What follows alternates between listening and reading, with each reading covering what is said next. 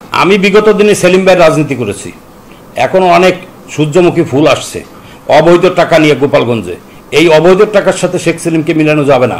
শেখ সেলিম সে এখানের 9 বারের এমপি, অতএব তার মর্যাদার ক্ষুণ্ণ করার কোনো ব্যক্তি যদি থাকে তার সাথে বুঝ করার জন্য আমি আনাব, শেখ সেলিম লাগবে না, কোনো সুযোগ নেই, তার সাথে কোনো প্রতিদ্বন্দ্বিতা কারোই হবে না। সে অনেকের চাইতে নিচে থাকবে। এই প্রার্থী নতুন যে নুরুলস নামে যে প্রার্থী আসছে, এ অনেকের চাইতে নিচে থাকবে, কারণ এর অবৈধ টাকা গোপালগঞ্জ ছড়াচ্ছে এবং একে যারা আনছে তারাও ওদের কাছ থেকে টাকা নিয়ে তারপরে ওকে মাঠে নামাইছে। অতএব এর সাথে আমাদের কথা বলাও ঠিক না, আর এর সাথে সম্পৃক্ত হওয়া ঠিক না। একে নিয়ে কোনো আলোচনার মাঠে না থাকাই ভালো। এটি একটা টাকা ইনকামের ফোরাম, এটি হলো লিকু গাজীর একটা টাকা ইনকামের ফোরাম। সবসময় সে যে কোন ফোরামটা ধরলে টাকা ইনকাম করা যাবে সেটি সে খোঁজে এবং সে পাইয়ে যায়। ওই আল্লাহ রাব্বুল আলামিন বলে না যে যা খোঁজে আমি তারে তাই সে দিক পাড়াই দিই। এটি ওর কপাল ভালো, টাকা ইনকামের একটা পথ তৈরি করে। আমাদের গোপালগঞ্জ যারা প্রার্থী, ওই একজন প্রার্থী বাদে আর অন্যান্য প্রার্থীরা কেউ না কেউ আওয়ামী লীগের সংগঠনে আছে, আওয়ামী লীগের অঙ্গ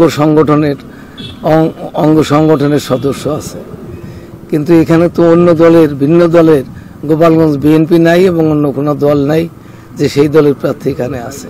আশা করতেছি গোপালগঞ্জে বিশেষ করে জননেত্রী শেখ হাসিনা কোনো রকম পরিস্থিতি ঘোলাটে করতে দিবেন না, এবং আমার বিশ্বাস জননেত্রী শেখ হাসিনা এবং জননেতা জনাব শেখ ফজলুল করিম সেলিম ভাই তাদের অস্তিত্বের ব্যাপার, তাদের জায়গায় কোনো ধরনের কোনো অপ্রীতিকর ঘটনা ঘটলে তাদের ইজ্জতমানের ব্যাপার। এখানে তারা, আমার বিশ্বাস যে তারা একটি সুষ্ঠু সুন্দর নির্বাচন উপহার তারা দিবেন আমাদেরকে। আমার এমপি মহোদয় তিনি বলেছে, তুমি কেন্দ্রীয় কালীবাড়ির সভাপতি, তোমার আবার ভয় কি?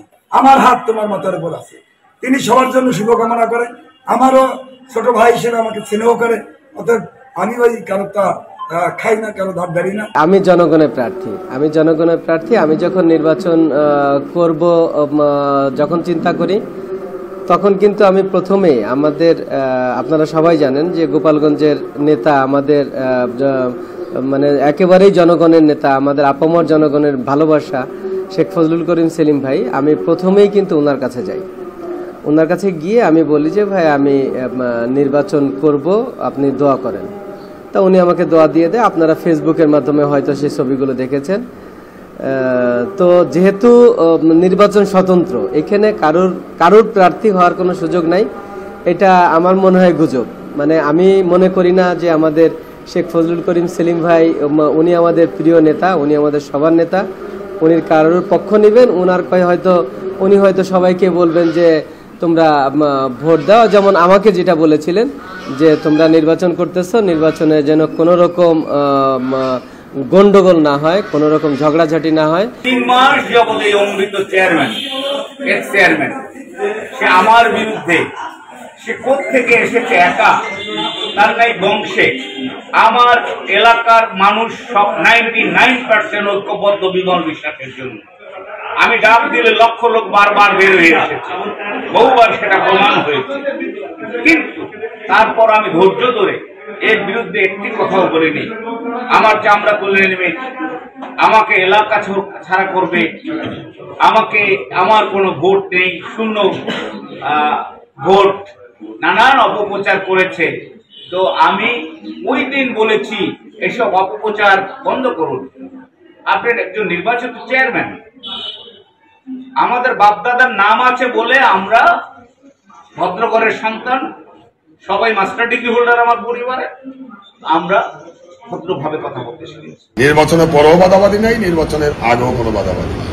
যে তুচ্ছ ঘটনা, যে সমস্ত পোলাপানে কিছু ইলেকশনের ব্যাপারে যেটা রটায়, এই সমস্ত যে ঘটনাগুলো বলতেছে সম্পূর্ণ মিথ্যা, বানানো।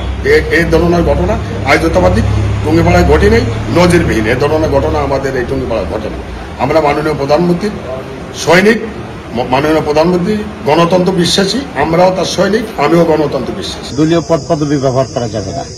আপনি যেখানে দাঁড়িয়ে আছেন তার পোস্টার আছে, আপনি একটু দেখেন তার পোস্টারটা, তার পোস্টারে সবকিছু লেখা আছে। রঙিনটার একটা বিষয়, রঙিনের সমস্যা না, কিন্তু সে লেখা যাবে না আওয়ামী লীগের সাধারণ সম্পাদক বা কারো সমর্থক পোস্টার। সে দেখেন প্রত্যেকটা মিটিং এ সে সবাইকে ব্যবহার করতেছে।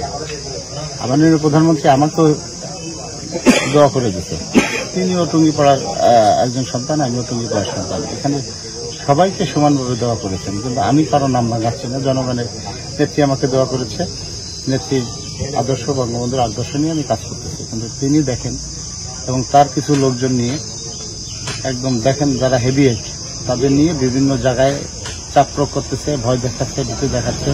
এটা আমি আসলে ফোনের মাধ্যমে জানিয়েছি, ওসি সাহেবকে জানিয়েছি, নির্বাচন কমিশনারকে জানিয়েছি। যদি সুরাহা না হয় তাহলে আমি লিখিতভাবে বলছি।